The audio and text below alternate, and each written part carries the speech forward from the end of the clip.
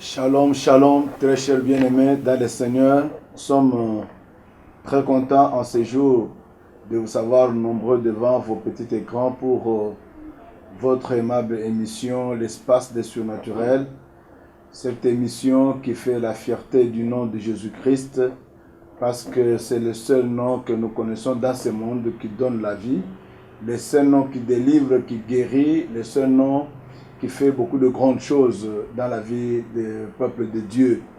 Nous sommes dans un moment très critique où le monde entier est à genoux. Et à genoux, pourquoi? Parce qu'il y a un virus qui est en train de faire rage, en train de tuer les gens, plus de 100 000 déjà dans la tombe à cause de Covid-19 dans le monde entier, en Asie, en Europe, aux États-Unis, en Afrique, partout vraiment. Et je comprends tout simplement que Dieu est en train de corriger son peuple et il faut que les gens puissent savoir que nous sommes au temps où le Seigneur est en train de chercher à revenir. Parce que la Bible dit Jésus revient bientôt. Et comme Jésus revient bientôt, nous devons nous préparer. Nous devons nous préparer pour le rencontrer.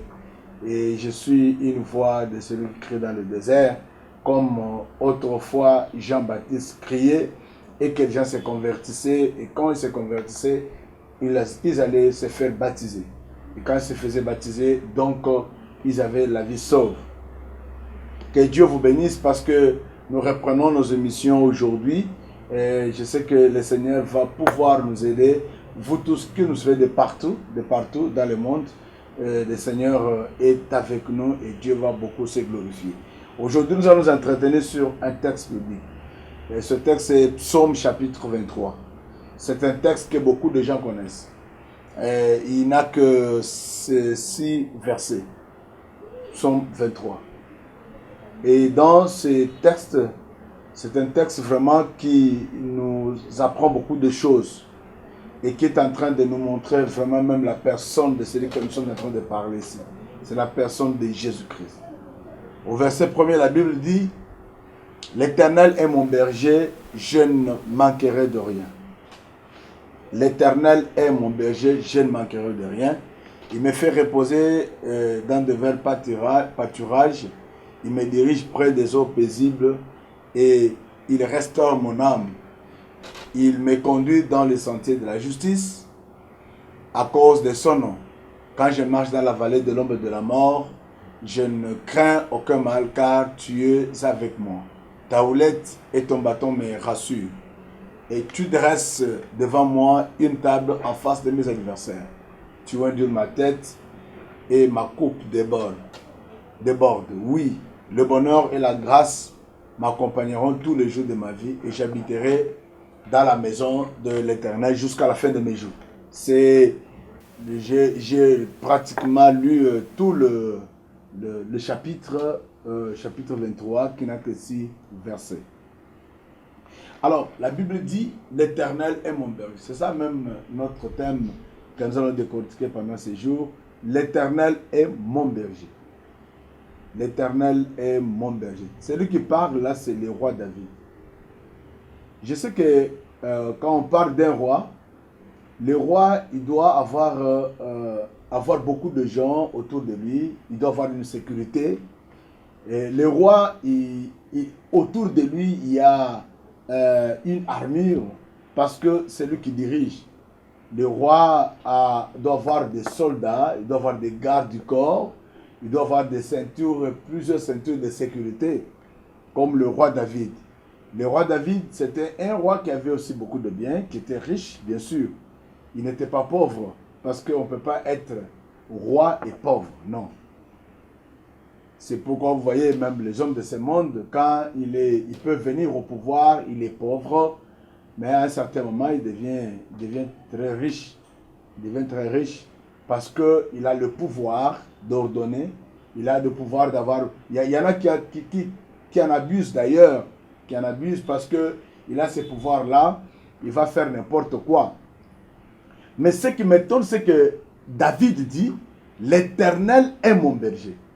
C'est-à-dire que David, premièrement, il reconnaissait que le pouvoir qu'il avait, ce n'était pas son pouvoir.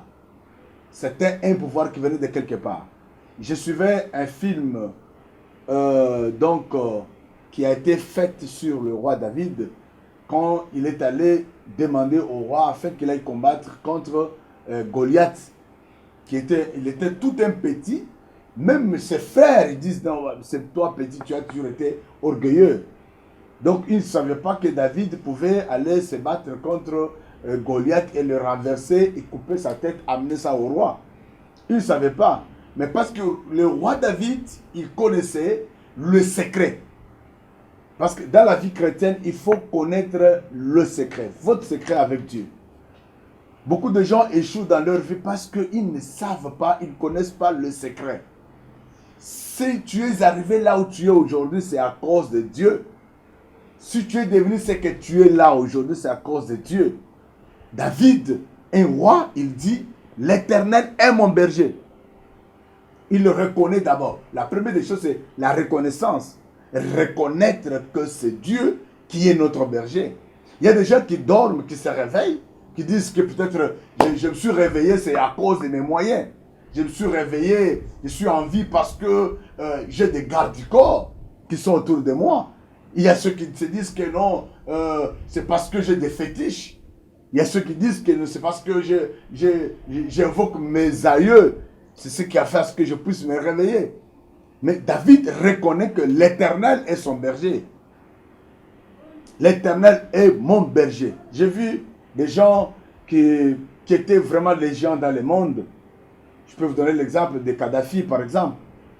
C'était un géant, un homme qui avait beaucoup de biens, beaucoup de moyens. Il avait une grande armure.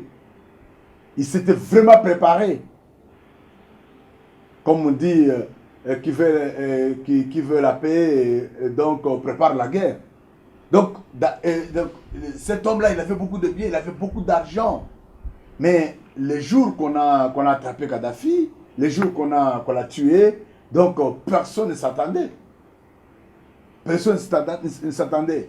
Mais lorsque nous avons quelqu'un qui est notre Dieu c'est celui qui est le berger. Un berger, c'est celui qui prend soin de ses brebis. C'est que David reconnaissait que Dieu, il prend soin de lui. C'est pourquoi la Bible dit, si moi, l'Éternel, je ne veille pas, celui qui veille, il veille en vain. Si Dieu ne protège pas, celui qui veille, il veille en vain. Quand tu te réveilles, quand tu vas dans la couche, tu te réveilles le matin, il faut savoir que quand tu t'es réveillé ou quand tu dormais là, pendant la nuit, il y a celui qui veillait sur toi. Et celui qui veille sur nous, c'est l'Éternel, notre Dieu. Voilà pourquoi David dit, l'Éternel est mon berger. Il a reconnu premièrement que celui qui le protège, celui qui le garde, c'est l'Éternel. Parce que la Bible dit, lui-même, il est le capitaine de l'armée céleste. C'est lui l'Éternel Dieu des armées. Toutes les armées sont à son pouvoir. Je parle bien sûr des armées célestes, des armées spirituelles, où le Seigneur lui-même, il s'occupe de l'homme, où le Seigneur lui-même, il travaille et il garde, il protège. Tu peux effectuer un voyage. Tu es dans le bus, par exemple. Tu es dans la voiture, par exemple. Tu es soit dans l'avion, par exemple. Tu es même dans un bateau. Mais quand tu quittes la destinée pour aller au lieu où tu voudrais arriver, dès que tu arrives, il ne faut pas dire que c'est parce qu'il y avait un bon chauffeur, ou bien il y avait un bon pilote, ou il y avait un bon capitaine, ou il y avait un bon machiniste. Non, mais c'est parce que la main de l'Éternel était sûre. Donc, le moyen que tu as pris pour effectuer le voyage. Et Dieu était là pour te garder et te protéger. En tant que berger, il était en train de veiller sur toi. Un berger, son travail, premièrement, c'est de défendre sa brebis. Regardez, David, comme étant un berger, lorsqu'il était en train de paître les troupeaux, la Bible déclare, lorsque l'ours est venu, David a attaqué l'ours. David a tué l'ours. Il a mis sa vie en danger à cause des brebis. C'est-à-dire que Dieu, notre Père, il a mis sa vie en danger pour nous, pour que nous soyons sauvés, pour que nous soyons purifiés, sanctifiés, pour que nous soyons, donc, que nous puissions avoir la vie sauve, la vie que nous avons aujourd'hui. C'est parce que Christ a accepté de donner sa vie. Il s'est livré lui-même. Il a été attrapé. On l'a flagellé. On l'a percé même. Il flèche dans ses côtes. L'eau et le sang avaient coulé. Voilà comment est-ce qu'il a donné sa vie. Il a mis sa vie en danger. C'était pour toi. C'était pour moi. C'est pour que nous soyons sauvés, frère. Laissez-moi te dire que ce que tu es aujourd'hui, ce n'est pas à cause de ton savoir-faire ni le savoir-être. Non, mais c'est à cause du Seigneur. C'est parce que Dieu, s'il décide sur notre vie, personne ne peut lui résister. C'est pourquoi la Bible dit, c'est lui qui dit que lui peut préserver sa vie. Alors, qu'il ne puisse pas adorer Dieu. Mais c'est lui qui sait que ma vie, ce n'est pas moi-même ou le souffle que j'ai. Il y a quelqu'un qui peut dire, je le retire. Et quand il le retire, c'est fini. On commence à t'appeler à une nouvelle dénomination. On va dire, ah, Ebembewana, c'est un corps, c'est un cadavre. On va rapatrier le corps. On va rapatrier le cadavre pour que l'on puisse l'enterrer. Donc, on ne vous appellera encore pas par votre nom. On vous appelle par votre nom. C'est lorsque vous avez encore le souffle de vie. Mais qui donne le souffle de vie? C'est l'Éternel Dieu. Je vais te dire, frère, que c'est lui qui fait à ce que tu puisses encore avoir le souffle de vie là. C'est l'Éternel.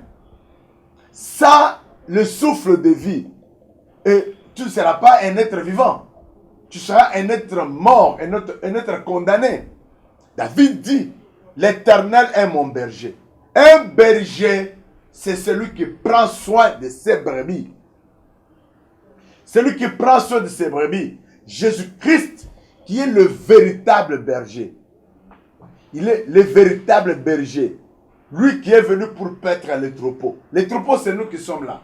C'est nous qui sommes là. Toi et moi, nous sommes les troupeaux de Jésus-Christ. Et c'est Jésus qui doit nous garder et nous protéger, nous amener plus loin par rapport à ce que nous sommes. Très cher bien-aimés dans le Seigneur, je sais que nous sommes en train de marcher ensemble. Vous me suivez très bien. Le Seigneur Dieu notre Père, c'est celui qui nous garde. Vous savez, même pendant le temps du coronavirus ici, je vais de m'entretenir avec un ami aujourd'hui qui est en Espagne. Alors, là en Espagne, il y a beaucoup de gens qui sont morts. Il m'a d'ailleurs confirmé que même jusqu'aujourd'hui, il y a beaucoup de gens qui sont morts. Qui continuent à mourir encore. Mais lui, j'ai parlé avec lui au téléphone. Mais on a enterré beaucoup de gens là-bas. Mais pourquoi lui est en vie? Ce n'est pas tout le monde qui doit mourir. Même si il y a le catastrophe qui peut venir, ce n'est pas tout le monde qui doit venir. Mais il n'y a que ceux-là que Dieu est en train de sauver. Ceux-là sur qui Dieu est en train de veiller. Et pourquoi l'Éternel est en train de veiller sur toi? Pourquoi l'Éternel ne fait pas ce que toi tu puisses mourir? Je me rappelle de ce que la Bible dit, que Dieu n'est pas pour la mort d'un pécheur. Oh, gloire à Dieu. C'est-à-dire que quand un homme juste meurt, Dieu est content. Mais quand un pécheur meurt, Dieu n'est pas content. Dieu n'est pas content. Pourquoi Dieu n'est pas content? C'est parce que il veut que le pécheur là puisse se convertir. Que le pécheur là puisse connaître le nom du Seigneur. Que le pécheur puisse marcher selon la parole de Dieu. Laissez-moi te dire, mon frère, ma soeur, quel que soit le nombre de diplômes que tu as, quelles que soient les études faites, quel que soit le moyen que tu peux avoir, quelles que soient des entreprises que tu peux avoir. Mais, écoutez, il faut savoir que c'est l'Éternel qui est notre berger. C'est Dieu qui nous garde, c'est Dieu qui nous protège, c'est Dieu qui nous fait du bien. Il y a un jeune qui est un jeune dictateur, qu'on parle de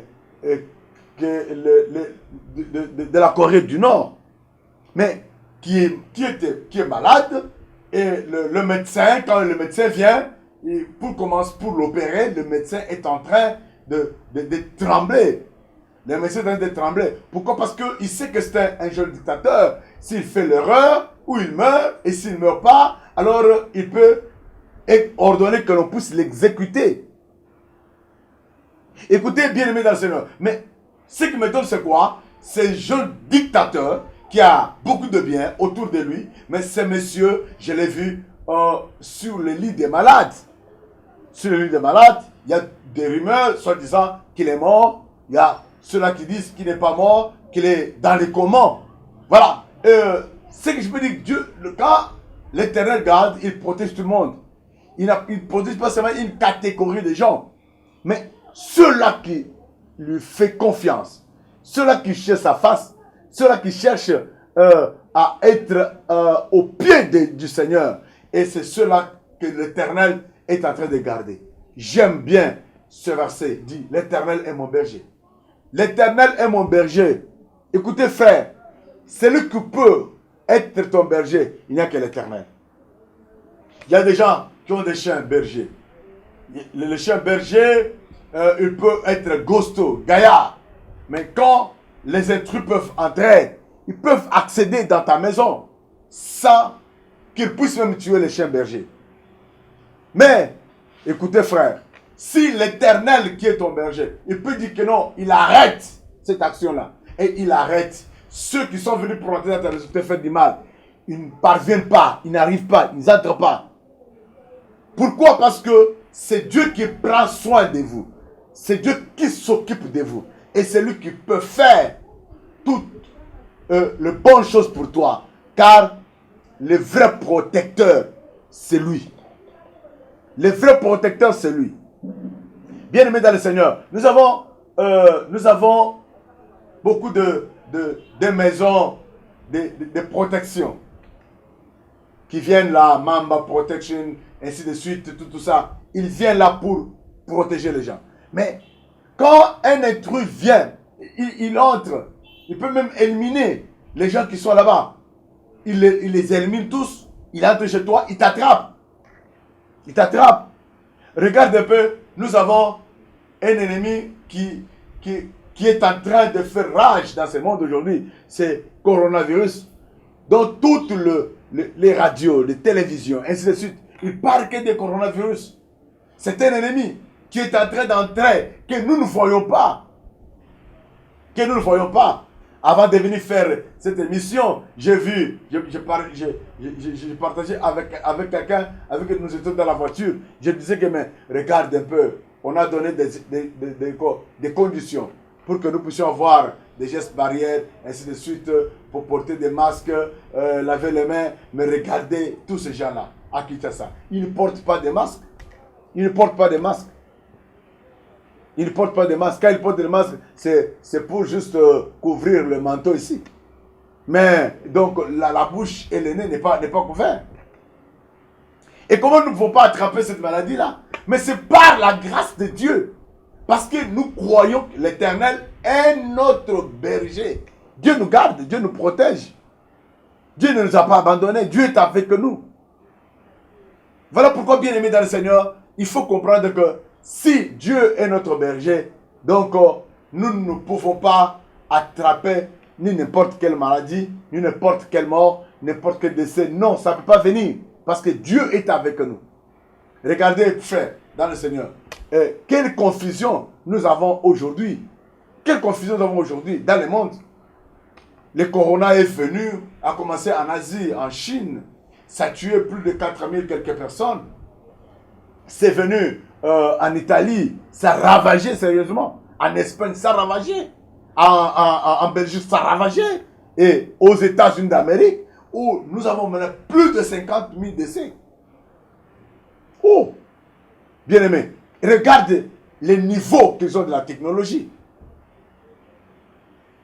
Les niveaux qu'ils ont du développement. Mais nous, qu'est-ce que nous pouvons faire? Non, mais c'est à cause de ces dieux-là. J'ai toujours dit que les dieux africains, c'est un Dieu tout-puissant. C'est un Dieu qui fait beaucoup de grandes choses. C'est un Dieu qui se manifeste. Nous devons faire confiance au Seigneur. Nous devons chercher la face de Dieu. Et quand nous ferons confiance en Dieu, le Seigneur se manifestera et il agira. David, il avait fait foi en Dieu. Il dit, l'Éternel est mon berger. Et il dit, au deuxième verset, et donc toujours le même verset, il dit, je ne manquerai de rien. Oh, gloire à Dieu. L'Éternel est mon berger, je ne manquerai de rien. C'est pourquoi il a dit, autrefois, j'étais jeune, j'ai vieilli, je n'ai jamais vu un juste abandonné, ni sa postérité mendiant son pain. C'est la parole de Dieu. Il dit, j'étais jeune, j'ai vieilli, je n'ai jamais vu un juste abandonné, ni sa postérité mendiant son pain. Il dit, l'Éternel est mon berger, je ne manquerai de rien. Et quand j'ai un Dieu qui est mon berger, et qu'est-ce que je peux encore manquer dans la vie? Parce qu'en tant que berger, les bergers, ils pensent toujours pour ses brebis. D'ailleurs, c'est le berger qui est comme il est au service des brebis. Il pense comment nourrir les brebis. Il pense comment s'occuper des brebis. Il pense comment donc amener les brebis dans un bon endroit où ils peuvent donc bien être nourris, à un bon pâturage. Quelqu'un qui a un berger, le berger ne peut pas lui poser la question, qu'est-ce que tu manques? Mais le berger, il sait que non, lui, il manque telle chose. Et il doit s'en occuper. Il dit, l'Éternel est mon berger, je ne manquerai de rien. Je ne manquerai de rien. Si tu as Dieu dans ta vie, laissez-moi te dire, frère, tu ne manqueras de rien. L'Éternel s'occupera de toi. L'Éternel donnera ce que ton cœur désire. Ce que tu cherches, Dieu va te le donner. Ce que tu cherches, Dieu va te le donner. Pourquoi tu t'inquiètes? Pourquoi tu t'inquiètes? On se disait, il y a des gens qui m'appelaient de partout. Ils me disaient que non, quand il y a chez vous là-bas, on a fait le confinement. Quand on a fait le confinement chez vous là-bas, donc mais tout le monde va mourir. J'ai dit non, tout le monde ne mourra pas. Qu'on ne te trompe pas. Nous sommes restés longtemps dans des difficultés. Le confinement que nous avons aujourd'hui, ce n'est quelque chose qui est réel, c'est fait aujourd'hui. Mais nous avons été longtemps dans le confinement, mais Dieu est toujours avec nous. Dieu est toujours avec nous. Je peux vous poser la question. Un fonctionnaire congolais, il a combien d'argent donc par mois? Comme salaire de base. Il y a des directeurs qui ont un salaire de 150 000 francs congolais. Ce n'est même pas 100 $. Pas même pas 100 $. À moins qu'ils puissent avoir des primes et autre chose. Mais c'est le confinement déjà. C'est le confinement. Et nous avons tout ce malheur que nous avons, c'est à cause de ceux-là qui viennent pour s'amasser d'argent ici, dans notre pays. Mais qui nous laisse nous-mêmes dans la souffrance. Quand on parle de quelqu'un qui a détourné 15 millions de dollars américains, 50 millions de dollars américains. Vous savez, 50 millions, c'est pas peu d'argent. Posez la question aux hommes d'affaires. Il faut vous dire, 15 millions, c'est quoi? Mais quand même ceux-là que vous voyez dans des affaires là, soit disant qu'ils ont beaucoup d'argent, est-ce qu'ils ont même 2 millions? Mais quand vous apprenez que non, tel a volé, il a détourné 15 millions, tel a détourné 50 millions. Vous voyez? Mais nous sommes dans les confinements depuis très longtemps. Les confinements qui ont été organisés par les dirigeants. Ceux-là qui se prétendent avoir une parcelle de pouvoir, mais qui se permettent n'importe quoi. Mais nous faisons confiance au Seigneur. Nous faisons confiance à notre Dieu. L'Éternel est mon berger, que David a dit. L'Éternel est mon berger, je ne manquerai de rien. Étant donné que nous avons Dieu, il faut mettre foi en lui. Il faut croire en lui. Que lui, en tant que notre Dieu, nous ne pouvons pas manquer quelque chose. Je ne manquerai de rien. L'Éternel, qui est notre berger, il doit s'occuper de nous. Si Dieu s'occupe des oiseaux, qui ne travaillent pas, mais ils ne souffrent pas de la famine. Si Dieu s'occupe des animaux qui sont dans des champs, ces animaux-là, ils ne travaillent pas, mais ils ne meurent pas de faim. Mais à combien plus forte raison, l'homme que Dieu a créé à son image. Il dit, créons l'homme à notre image et c'est notre ressemblance. Il a créé l'homme à son image. Et l'homme ressemble à Dieu. L'homme a les caractéristiques de Dieu. Dieu ne peut pas abandonner l'homme. Je m'adresse à quelqu'un qui est en train de me suivre maintenant là. Que Dieu ne peut jamais t'abandonner. Dieu ne peut jamais te laisser. Ne te décourage pas à cause de ce que tu es en train de vivre aujourd'hui. Non. Ne te décourage pas. Dieu est avec toi. David était en brousse en train de paître les brebis. Mais David est devenu roi en Israël. David a dirigé Israël. Mais celui qui était là comme un berger. Il est devenu le berger de l'Israël. Il a commencé à paître le peuple d'Israël. C'est pourquoi il a écrit, oh l'Éternel est mon berger, je ne manquerai de rien. C'est lui qui a Dieu, il ne peut pas manquer quelque chose, frère. Ce que tu demandes à ton Père céleste, il te l'accordera. C'est ce qu'il a dit en Matthieu chapitre 6. Et si vous voulez prier, entrez dans votre chambre, renfermez-vous, invoquez votre Père qui est dans le lieu secret. Et aussitôt l'invoqué, il descendra, il te rendra ce que tu lui as demandé. Il te donnera ce que tu lui as demandé. Quand tu viens auprès de Dieu, tu lui demandes, tu mets en lui ta confiance, tu dis Seigneur, je suis venu vers toi. C'est toi qui es prêt pour me faire quelque chose de bien.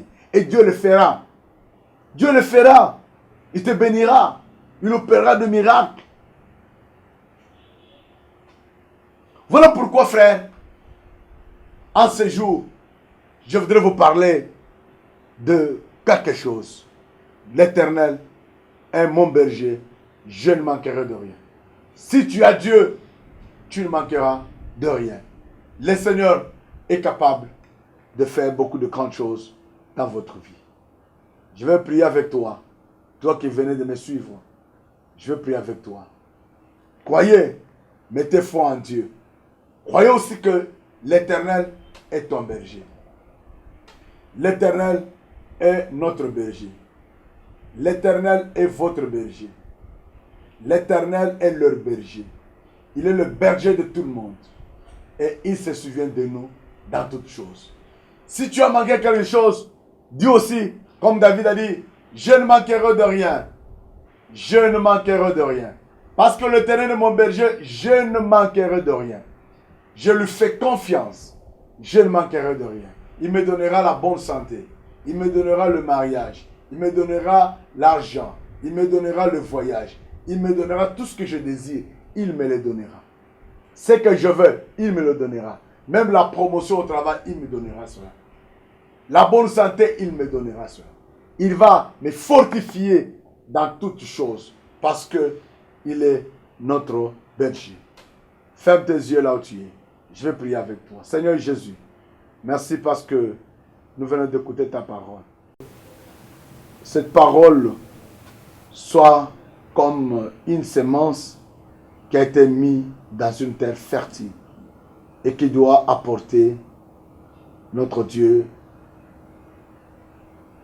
les bons résultats. J'ai béni mon frère, j'ai béni ma soeur qui venait de nous suivre en ce moment. Que ta bénédiction, éternel notre Dieu, soit sur eux et que ta main puissante les accompagne en toutes choses. Qu'ils soient bénis au nom puissant de Jésus-Christ. Amen. Que Dieu vous bénisse. Au bas de votre écran, vous trouverez nos adresses, nos numéros de contact. Et à tout moment, vous pouvez nous appeler et nous allons nous entretenir avec vous. Soyez bénis au nom de Jésus-Christ. Amen.